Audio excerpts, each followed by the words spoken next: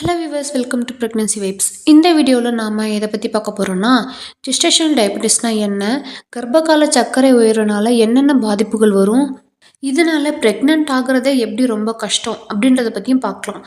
பொதுவாக ஜெஸ்டேஷனல் டயபெட்டிஸ்னால் என்னங்க, ப்ரெக்னென்ட் ஆன பிறகு ஒரு 3 மாதமோ இல்லை 5 மாதத்துக்கு அப்புறமோ மேக்ஸிமம் நிறைய பேருக்கு பார்த்தீங்கன்னா இந்த 7 to 9 மந்தில் தான் வந்து சுகர் லெவல் அதிகமாக காமிக்கும். அதுதான் வந்து ஜெஸ்டேஷனல் டயபெட்டிஸ்ன்னு சொல்லுவாங்க. அதாவது அவங்களுக்கு டயபெட்டிஸ் இருக்காது, ஆனால் ப்ரெக்னெண்ட்டாக இருக்கும்போது மட்டும் பார்த்தீங்கன்னா பிளட் லெவலில் வந்து சுகர் அதிகமாக இருக்கும். இது வந்து டாக்டர்ஸ் வந்து என்ன பண்ணுவாங்கன்னா, இன்சுலினை கொடுத்தோ இல்லைனா மெட்ஃபார்மிங் ப்ரெஸ்கிரிப்ஷன்ஸ் வந்து டயட் இருக்க சொல்லுவாங்க. அதனால அவங்களோட பிளட் சுகர் வந்து எவ்வளோ கம்மியாகுது அப்படின்றத கண்டுபிடிச்சி அதுக்கேற்ற மாதிரி ட்ரீட்மெண்ட் பண்ணுவாங்க. ஆனால் இப்போ நம்ம நிறைய பேருக்கு தெரியாதது ஒன்று என்னென்னா, ஜெஸ்டேஷன் டயபெட்டிஸ்னால அஃபெக்ட் ஆனாங்கன்னா அவங்க ப்ரெக்னன்சி பிளான் பண்ணுறதே ரொம்ப கஷ்டமான விஷயன்றது வந்து நம்மளாம் எத்தனை பேருக்கு தெரியும் சொல்லுங்கள். என்கிட்ட ஒருத்தவங்க சொல்லி ரொம்ப ஃபீல் பண்ண ஸ்டோரி, அவங்க ஜெஸ்டேஷனல் டயபெட்டிஸ்னால எப்படி அஃபெக்ட் ஆயிருக்காங்க அப்படின்றத பற்றி எல்லாருக்கும் சொன்ன ஸ்டோரியும் கூட. வாங்க இப்போ நம்ம அதை பற்றி பார்க்கலாம். அவங்களுக்கு வந்து ஃபர்ஸ்ட் பேபி நார்மலாக இருக்குங்க. செகண்ட் பேபி ப்ரெக்னென்ட் ஆனப்போ தான் இந்த காம்ப்ளிகேஷனே அவங்களுக்கு ஆயிருக்கு. 1 இயர்க்கு முன்னாடி அவங்க டேட்ஸ் தள்ளி போனப்போ டாக்டர்கிட்ட செக் பண்ணலை, ஒரு 10 டேஸ் தான் ஆயிருக்கு. ஸோ அதனால் வந்து 15 டேஸ்க்கு அப்புறம் நம்ம செக் பண்ணிக்கலாம் அப்படின்னு விட்டுட்டாங்க. ஆனால் 10 டேஸ் ஆன பிறகே வந்து அவங்களுக்கு வந்து லைட்டாக ப்ளீடிங் ஆரம்பிச்சு அப்புறம் நார்மலாக ப்ளீடிங் ஃப்ளோவே ஆகிட்டுருக்கு. அதை வந்து அவங்க சீரியஸாக எடுத்துக்கல. மேபி இரகுலர் பீரியட் 10 டேஸ் தள்ளி போயிருக்கு அப்படின்னு விட்டுட்டாங்க. ஆனால் மறுபடியும் வந்து ஒரு 6 மந்த்துக்கு முன்னாடி இதே மாதிரி ஒரு 10 டேஸ் தள்ளி போயிருக்கு. இந்த சமயத்தில் அவங்க என்ன பண்ணியிருக்காங்கன்னா, கரெக்டாக ப்ரெக்னன்சி டெஸ்ட் கிட் வாங்கி டெஸ்ட் பண்ணி பார்த்துட்டாங்க. அதில் அவங்களுக்கு பாசிட்டிவ்னு தாங்க வந்திருக்கு. சரி வெயிட் பண்ணி ஒரு 15 டேஸ்க்கு அப்புறம் ஹாஸ்பிட்டல் போகலான்னு இருந்திருக்காங்க. 15 டேஸ் ஆனதுமே, அதாவது டேட் தள்ளி போய் 15 டேஸ் ஆனதுமே மறுபடியும் அதே மாதிரி நார்மலாக அவங்களுக்கு ப்ளீட் ஆக ஆரம்பிச்சு அதுக்கப்புறம் அவங்களுக்கு நார்மல் ஃப்ளோவே ஆரம்பிச்சிட்ருக்கு. இந்த தடவை அவங்களுக்கு ரொம்பவே டவுட்டாக இருந்திருக்கு. என்ன டேட் தள்ளி போது ஆனால் மறுபடியும் நார்மலாக பீரியட் ஆகிடுதுன்னு சொல்லி ஹாஸ்பிட்டலில் போய் செக் பண்ணியிருக்காங்க. ஹாஸ்பிட்டலில் போய் செக் பண்ணதில் என்ன நடந்திருக்குன்னா, அவங்க ஆக்சுவலி ப்ரெக்னெண்ட்டாக இருந்திருக்காங்க. ப்ரெக்னென்ட் இருந்து அபார்ட் ஆகிருக்கு. அபார்ட் ஆனதுனால தான் அவங்களுக்கு ப்ளீடிங்காக ஆயிருக்கு. டாக்டர்ஸ் என்ன பண்ணாங்க, அவங்க யுட்ரஸ் எல்லாம் செக் பண்ணிட்டு எந்த சிஸ்டமே இல்லை, யுட்ரஸும் நார்மலாக தான் இருக்குது, வீக்காக இருக்குன்றதுக்கு உண்டான எந்த சிம்டம்ஸுமே இல்லை. ஆனால் அவங்களுக்கு ஏன் வந்து அபார்ட் ஆயிருக்குன்னு தெரியல. பேபி க்ரோத்துமே வந்து அந்த அளவு இல்லை, ரொம்பவே பேபி க்ரோத்துமே அஃபெக்ட் ஆகி அப்படியே நின்றுருக்கு அப்படின்னு சொன்னதுனால டாக்டர்ஸ் வந்து எதுக்கு நீங்கள் ஒரு பிளட் டெஸ்ட் எடுத்து பாருங்கன்னு சொல்லியிருக்காங்க. அதில் ஹெச்ஜி ஹார்மோனெல்லாம் எப்படி இருக்குன்னு நம்ம பார்க்கலாம் அப்படின்றது சொன்னதுனால அவங்க பிளட் டெஸ்ட்டுமே எடுத்து பார்த்துருக்காங்க. அப்புறமா அவங்களுக்கு பிளட் டெஸ்ட் எடுத்து பார்த்தது தான் தெரியுது, அவங்களுக்கு பிளட்டில் வந்து குளுக்கோஸ் அளவு வந்து ரொம்பவே அதிகமாக இருக்குது. அதாவது நார்மலாக இருக்க வேண்டிய அளவு வந்து ரொம்பவே அதிகமாக இருக்குது.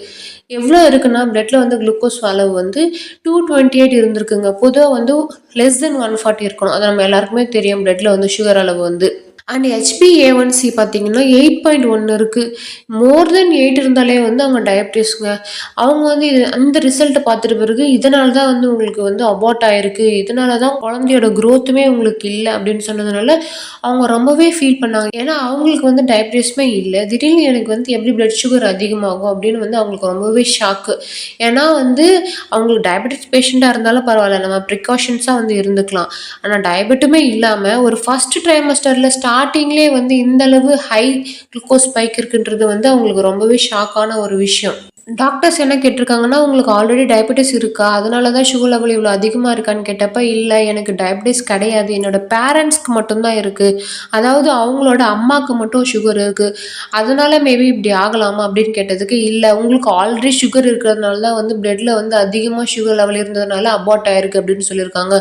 இதனால அவங்களுக்கு 2 குழந்தை வந்து அவங்களுக்கே தெரியாமல் கன்சீவ் ஆகி அவங்க அபார்ட் ஆயிருக்காங்க. வித்தின் ஒரு 15-20 டேஸ்லேயே வந்து குழந்தை தங்கி அதுக்கப்புறம் அவங்களுக்கு அபார்ட் ஆயிருக்கு. ஏன்னா அவங்க நார்மலாகவே வந்து நிறைய வந்து ஸ்வீட்ஸ் அண்ட் ஜங்க் ஐட்டம்ஸ் வந்து சாப்பிடுவாங்க. இந்த பேக்கரி ஐட்டம்ஸ், கேக்கு இதெல்லாம் வந்து அதிகமாக சாப்பிடக்கூடிய ஆள். மேபி அவங்க ஆஃப்டர் ப்ரெக்னன்சிக்கு அப்புறம் அதை கண்ட்ரோல் பண்ணலான்னு இருந்திருக்காங்க. ஆனால் ப்ரெக்னென்ட் ஆகிறதே இதனால் ஒரு காம்ப்ளிகேஷனாக இருக்கும் அப்படின்னு வந்து அவங்களுக்கு தெரியாமல் போச்சு. டாக்டர்ஸ் வந்து நீங்கள் வந்து டேப்லெட் எடுக்க தேவையில்லை, நம்ம 3 மந்த்ஸ்க்கு அப்புறம் நம்ம செக் பண்ணி பார்ப்போம், அப்போ உங்களோட சுகர் லெவல் அதிகமாக இருந்துச்சுன்னா நீங்கள் அப்பத்துலேருந்து நீங்கள் டேப்லெட் எடுக்க ஆரம்பிங்க அப்படின்னு சொன்னாங்க. அவங்களும் என்ன நினச்சிட்டாங்கன்னா, நம்மளுக்கு உண்மையிலேயே வந்து பிளட்ல சுகர் லெவல் அதிகமாக இருக்கும் போல இருக்குது அப்படின்னு நினச்சிட்டாங்க. ஆனால் நீங்கள் பார்த்தீங்கன்னா 3 மந்த்ஸ்க்கு அப்புறம் அவங்க பிளட் சுகர் செக் பண்ணும்போது அவங்க நார்மலாக எந்த டயட்டுமே இல்லை, ஜஸ்ட் சுகரை மட்டும் கட் பண்ணாங்க, பேக்கரி ஐட்டம்ஸ் எதுவும் சாப்பிட்றதில்ல. அதுக்கப்புறம் அவங்களோட பிளட் சுகரை வந்து அவங்க டெஸ்ட் பண்ணி பார்க்கும்போது ரொம்ப நார்மலாக இருக்குங்க, 146 தான் இருக்குது. அதாவது ஓரளவு ஒரு 6 மட்டும்தான் அதிகமாக இருக்குது. அந்த HbA1c கூட 6 பாயிண்ட் வந்துருச்சு. 8 அபோவ் இருந்தது. இப்போ 6 பாயிண்ட் வந்துருச்சு. அண்ட் ஆவரேஜ் பிளட் சுகரும் பார்த்தீங்கன்னா 140க்குள்ள வந்துருச்சு. இதை மறுபடியும் அவங்க டெஸ்ட் எடுத்து பார்த்ததுல டாக்டர் என்ன சொன்னாங்கன்னா, உங்களுக்கு பிளட் சுகர் வந்து கிடையாதுமா, அங்கே ப்ரெக்னென்ட் ஆகும்போது மட்டும் வந்து பிளட் சுகர் வந்து ஸ்பைக் ஆகுது. இன்கேஸ் நீங்கள் நெக்ஸ்ட் ப்ரெக்னன்சி பிளான் பண்ணுறீங்கன்னா அதுக்கு முன்னாடியே நீங்கள் வந்து டேட் தள்ளி போதுன்னா உடனே நீங்கள் போய் டாக்டர் கிட்ட போய் செக் பண்ணிக்கோங்க. அண்ட் சுகர் வந்து கம்ப்ளீட்டாக கட் பண்ணுங்க அப்படின்னு சொல்லியிருக்காங்க. இவங்களுக்கு ஜஸ்ட் 29 ஏஜ் தாங்க. ப்ரெக்னன்சியில் வந்து பாப்பாவுக்கு ஜெஸ்டேஷன் டயபிட்டிஸ் இல்லைங்க. 30 ஏஜ் கிட்ட தான் இருக்காங்க. அதுக்கே வந்து இவங்க ப்ரெக்னென்ட் ஆகிறதே வந்து பிளட் சுகர் ஸ்பைக்னால ரொம்ப ரிஸ்க்காக இருக்குது. இந்த வீடியோஸை பார்க்குற வந்து நீங்கள் வந்து 30 ஏஜ் கிட்ட இருக்கீங்க அண்ட் உங்கள் ஃபேமிலிஸில் யாருன்னா ஒருத்தருக்கு டயபெட்டிஸ் இருக்குன்னா, இந்த வீடியோ பார்க்குற வந்து நீங்கள் வந்து யாருன்னா ப்ரெக்னன்சிக்கு ட்ரை பண்ணிங்கன்னா, அட் த சேம் டைம் உங்களோட ஏஜ் வந்து 29, 30 அதுக்கிட்ட இருக்குன்னா, உங்கள் ஃபேமிலியில் யாராச்சும் வந்து டயபெட்டிஸாக இருக்கீங்கன்னா கண்டிப்பாக நீங்கள் சுகர் கட் இருங்க. சுகரை ஃபுல்லாக அவாய்ட் பண்ணிவிடுங்க. ப்ரெக்னென்ட் ஆகிறதுக்கு ஒரு 3 மந்த்ஸ் முன்னாடியே வந்து கம்ப்ளீட்டாக சுகர் அவாய்ட் பண்ணிவிடுங்க. ஏன்னா அப்போ தான் வந்து நம்ம ப்ரெக்னென்ட் ஆகிறதுல இருக்கிற காம்ப்ளிகேஷனை வந்து அவாய்ட் பண்ண முடியும். முதல்லலாம் வந்து ஒரு 9 மந்த் 7 மந்தில் தான் வந்து டயபெட்டிஸே அதாவது ஜெஸ்டேஷன் டயபெட்டிஸே கண்டுபிடிப்பாங்க. அப்போ தான் வந்து இன்சுலின் அண்ட் மெட்ஃபார்மின் எல்லாம் கொடுப்பாங்க. இப்போ என்னென்னா ப்ரெக்னென்ட் ஆகுறதுலே சுகர் வந்து ரொம்ப காம்ப்ளிகேஷனாக இருக்குது. ஸோ இந்த வீடியோ பார்க்குற எல்லாருமே ஒரு அவேர்னஸாக இருங்க. இது வந்து நிறைய பேருக்கு ஷேர் பண்ணுங்கள்.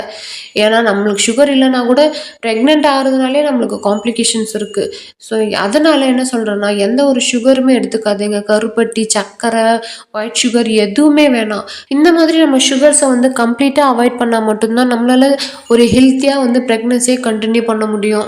இவங்க வந்து நம்மளோட சப்ஸ்கிரைபர் தான் என்னை கேட்டுக்கிட்டாங்க, இந்த மாதிரி எனக்கு நடந்த விஷயத்த வந்து நீங்கள் எல்லாருக்கும் ஷேர் பண்ணுங்கள், அப்போ தான் எல்லோரும் அவேர்னஸாக இருப்பாங்கன்னு சொன்னாங்க.